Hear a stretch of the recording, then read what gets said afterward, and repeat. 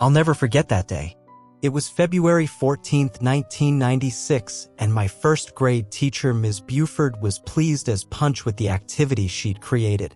She'd asked our class to use construction paper, ribbons, and other materials to make a Valentine's Day card, then give it to someone else. The more kids who accepted your Valentine, the more points you got, and the kid who had the most points at the end of class would win a bag of candy. I didn't care about candy, I didn't care about winning. I just needed someone to take my stupid, ugly Valentine so that I wouldn't be the only kid left still holding their own card, but no one would. I stood near the rear of the classroom with my hands clenched into fists, fighting back tears. There was Ms. Buford standing in front of the chalkboard with a smug smile on her face. There was Kyle, the most popular boy in class, giving chocolates to anyone who took a Valentine from him. There was the rest of my class, laughing, smiling, having a good time. It was like they were a totally different species from me, and more than anything else, I wanted to be like them. I shut my eyes tight and wished harder than I'd wished for anything that anyone would take the card from my hand. "Ah, don't you have a Valentine?" It didn't sound like an answer to my prayers, it sounded like someone was teasing me. Stranger still, the voice was coming from the closet where we hung our coats. As I turned around to look at it, I remembered how dark and musty it always seemed, how I always had an irrational fear that a hand might reach out from that wall of children's clothing and pull me through to some other place. Now, however, there was another child standing in the shadows. "I'll be your Valentine if you'll be mine." I gulped, my throat dry. This was what I had wanted, wasn't it? The girl stepped out of the closet and approached with strange, jerky steps. I didn't recognize her, but that didn't surprise me. I barely knew anyone at Briarwood Elementary School. The girl wore mismatched clothes, oversized rubber boots, pajama pants, a lumpy wool sweater stained with mud. They looked like clothes you'd find in the trash along a riverbank after a flood, I thought, and a shiver ran up my spine. Her hair was long and bedraggled and seemed wet somehow, as though she'd just been swimming. She walked up beside me and grabbed my wrist with a tiny, cold hand. The shock of it made me release my grip on the clumsily made card I was holding, and before I knew it, she'd taken it and replaced it with another. For a long moment, it was like we were the only two people in the world. The noise of my first grade class faded into the background, replaced by the steady dripping of water from her hair. Her thin, wide mouth was smiling at me, but her eyes weren't, they were hollow. I gasped, and she was gone, leaving only the black construction paper heart that she had pressed into my hand.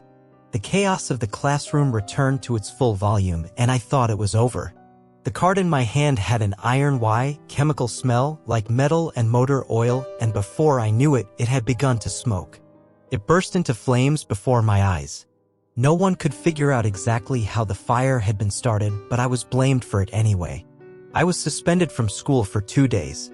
Although my parents were furious, what hurt the most was that no one believed me. There was no girl matching the description I gave in my class or even in the school, but for me, laying awake at night, my eyes fixed on the closet, that knowledge was far from comforting. I was terrified that at any minute the door might creak open and she would be there again with her child-sized shadow and those awful empty eyes staring out of the dark. Yet when I returned to school and she still hadn't reappeared after a week, my fear and the memories of what had happened that day began to fade. Maybe my parents and the school counselor were right. Maybe I had made it all up for attention. It was easier, somehow, to believe that until it happened again. I don't remember much of Valentine's Day 1999. Only that it rained, I caught a cold, my mother made me eat chicken noodle soup, and that I spent the evening reading in bed. By then I had realized that I preferred the vivid, fantastical world of fiction over the dull, petty one that was so important to my classmates. I could spend hours with my nose in a book, barely noticing the passage of time. It was around 10 p.m. when I heard tapping against my bedroom window. At first, I thought it was just the rain, but the sound was too loud and repetitive for that. A tree branch, then, I thought, or maybe some weird nightbird pecking on the glass. The overcast sky outside was so dark that the window seemed to have been painted black. If I wanted to find the source of that irritating noise, I'd have to open it first. Damp, chilly night air blew into my bedroom as I leaned out into the night. No bird took flight, no tree branch scraped against my face. Rain fell silently on my still, dark backyard. I was about to pull my head back indoors when two pale hands reached down from above, locking my head in place with a vice-like grip. I shut my eyes tight and felt cold lips press against my own. "Happy Valentine's Day," I screamed. My eyes snapped open, but she was already gone, swallowed by the night. My parents came running, but when they burst through the door, I didn't know what to say. I was afraid that if I told the truth, they would think I was crazy, and I knew what happened to crazy people. I'd seen black and white photos of old asylums in library books, pictures of bare-padded walls and skeletally thin figures in straitjackets, grinning madly from the shadows. I would rather die than wind up in a place like that, I thought. I kept my mouth shut. By morning, my cold had mutated into a full-blown fever. I was delirious, raving about pale hands and girls in closets while I writhed in my sweat-soaked sheets. In my dreams, I was drowning, sinking slowly into muddy water so deep that I couldn't see the bottom, the murky daylight getting further and further away with each passing second. I slept for nearly 3 full days, and even after I woke, it was weeks before I got my energy back. My parents blamed the open window and the wet winter air, but I had a different theory, one born of the scary story collections that I loved so much back then. The girl had drained me somehow.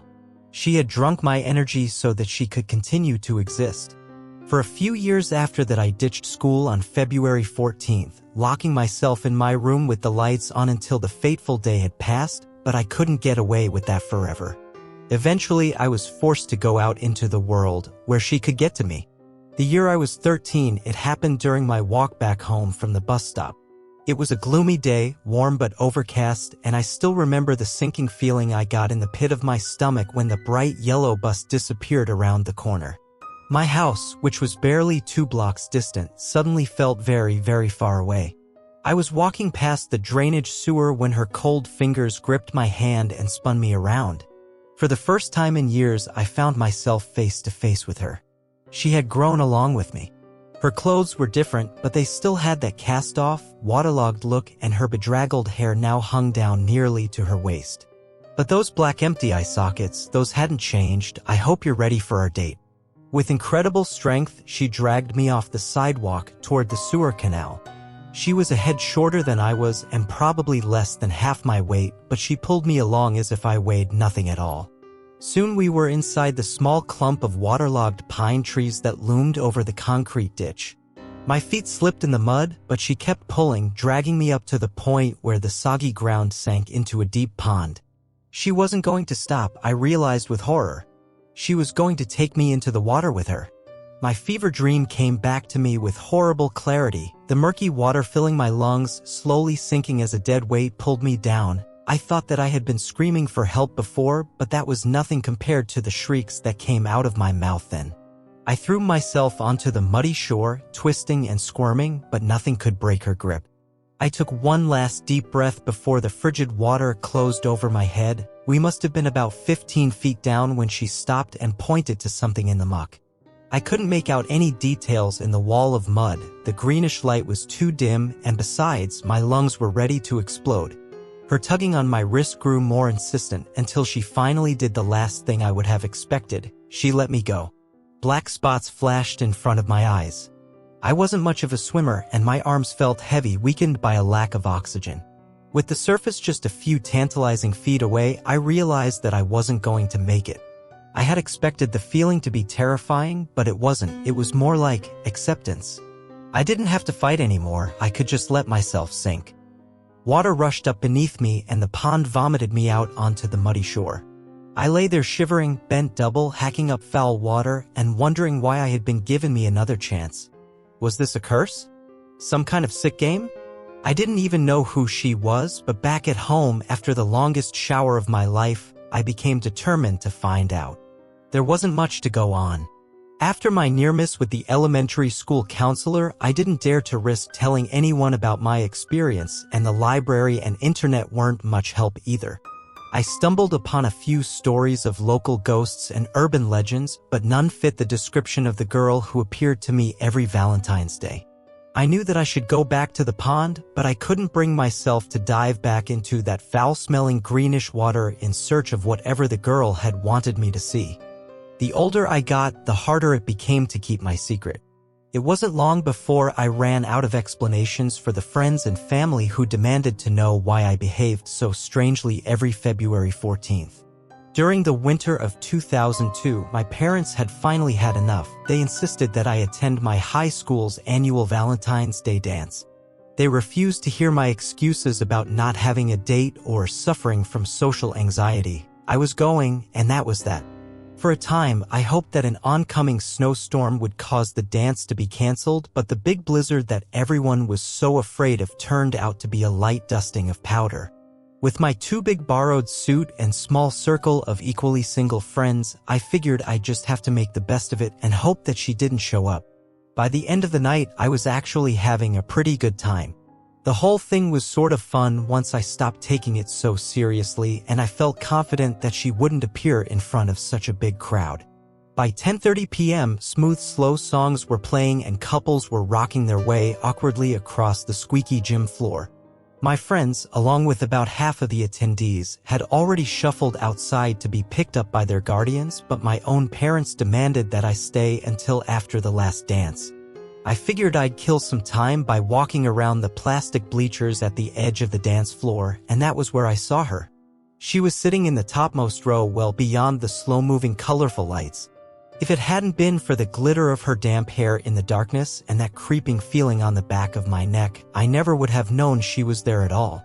She was wearing stained and half-torn wedding gown that, under the circumstances, looked like a nightmarish version of a prom dress.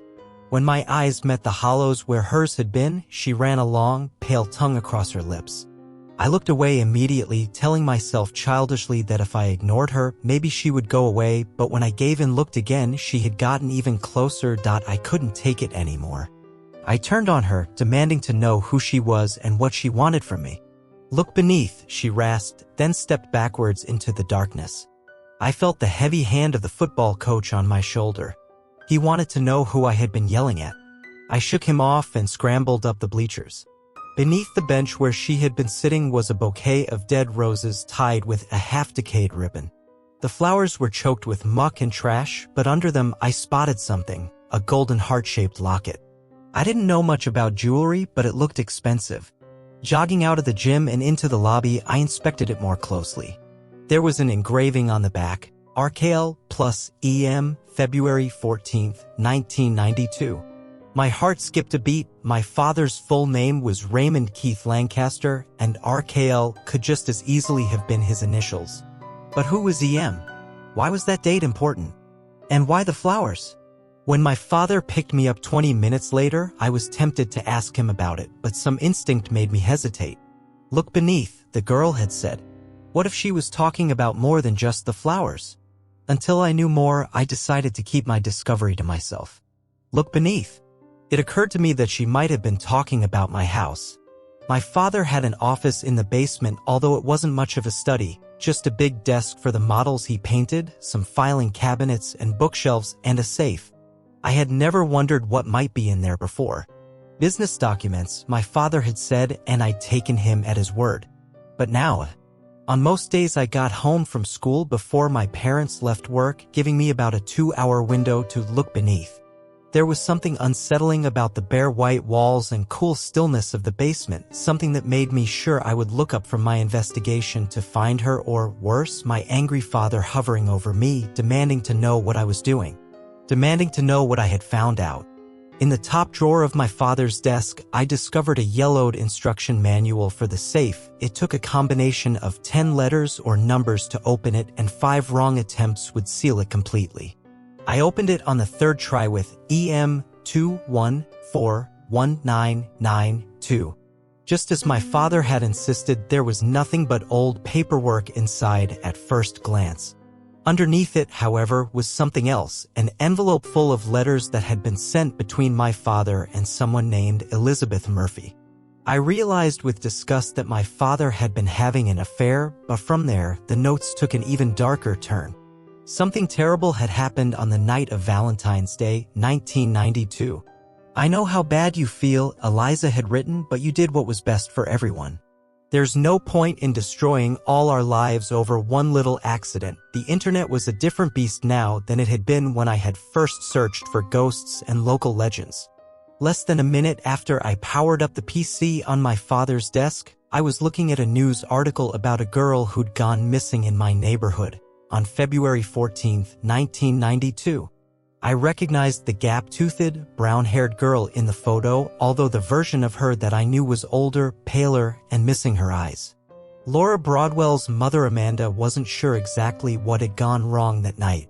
She had been drinking pretty heavily since the divorce, and that last thing she remembered was coming in with the groceries, putting on some cartoons for her daughter, and opening a few bottles of cheap champagne.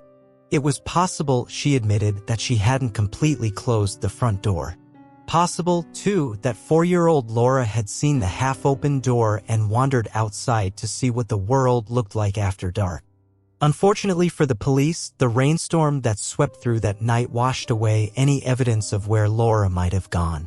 Regular updates on the case continued for a few months afterwards, but with no leads and Laura's mother already behind bars for negligence, there was little to report.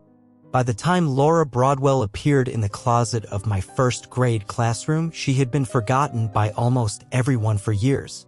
Most people in the comment sections blamed Amanda for what had happened, but no one could offer a clear explanation for what had occurred that night.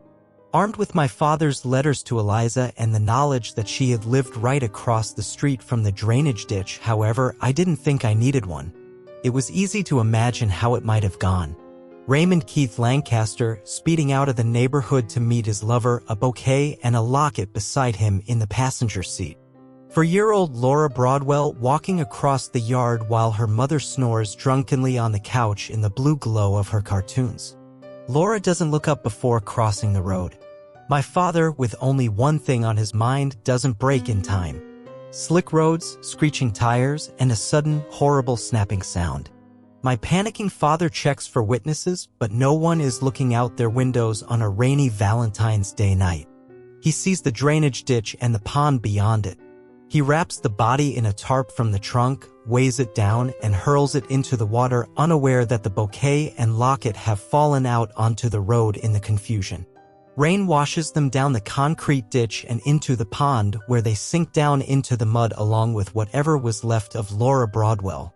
He takes his car into an under-the-table shop, blaming wet roads and a fallen tree for the damages. As the days drag on, Eliza and my father realize that they're in the clear. The secret of their affair is safe, as is the secret of the death they caused one rainy February night. Was it the link between my father's crime and the holiday that drew Laura to me all those years ago? I wasn't sure, but I knew what I had to do. This year, on Valentine's Day, I went back to the pond beyond the drainage ditch by choice this time. On a burner phone, I called in a tip about where the missing body of Laura Broadwell might be found. After hanging up, I sat and spoke to the shadows on the surface of the dark winter water. I said that I would leave the locket on my father's desk that night so that he would know that everyone he cared about would soon find out the truth. I also said that I'd leave the front door of my house open just a crack, just as it had been left open for Laura all those years ago. It's just a few minutes after midnight, and I can already hear the creak of footsteps in the hallway downstairs. I wonder what she's bringing my father for Valentine's Day.